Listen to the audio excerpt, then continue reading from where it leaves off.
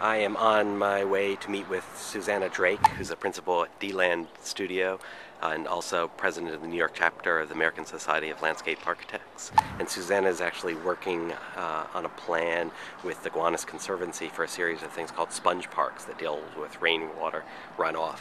I'm also here with my daughter Julia, who's standing right there and now hiding, 10-year-old thing, I guess. New York City has a combined sewer system, and what that means is that the surface water runoff is actually combining with sanitary sewers. And this happens not in a heavy storm, but it happens in pretty much every storm that we get, where raw sewage is actually not hitting the sewer system, or it is hitting the sewer system, but the engineered sewer system can't handle that much water or that much flow, and so the overflows actually go into our rivers and into the canal. Exactly. So fundamentally, that's the problem. We have a combined sewer system, and we have too much water hitting the system because there are so many paved surfaces in the city. A few minutes ago, we saw a plume of petroleum product. Oh, there's one. You can sort of see it on the surface of the water, that shiny blue color. There's a lot of coal tar that sits below the surface of the water in the sediments, and it will blossom up in these sort of little outbursts as you look at the surface of the water. What else is in the water? There are PCBs and POHs and biological toxins from the sewage that's entering the water. You really don't want the water to touch your skin because it can be both carcinogenic, and then also it has toxins that are more indicative of third world countries. There's a little flyer about the Superfund Cleanup.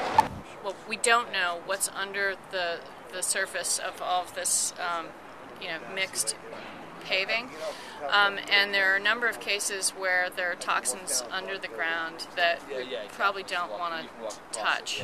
We've run into a cleanup of the area by the Gowanus Canal Conservancy. They're all here cleaning up the end of one of these streets, and actually they've done a series of plantings along here.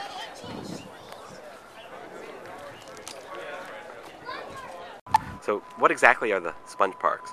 It's these open spaces that absorb surface water runoff and filter it and help to remediate some of the surface water toxins before they enter the water system. Now, what we want to do is reactivate these street ends. So basically, where you see these Verizon trucks and where you see this whole series of RVs, there'd be open public park space. Hey Jay, so basically, if I understand correctly, the sponge parks really will take and absorb rainwater rather than putting it into the sewer and coming out those pipes that we just looked at. Exactly. And so that's their basic function, but then they also create sort of green space and park space for people to use in the neighborhood. Exactly, and the goal is that, one, it is providing this programmed open space for the community, but it's also helping to reduce the need for new sewage treatment plants. There is a coming need for more treatment of the water, and it's really, really expensive. So that, hopefully, in carrying out this plan, this large vision, will actually be able to help reduce city urban infrastructure costs and provide this open space for the community.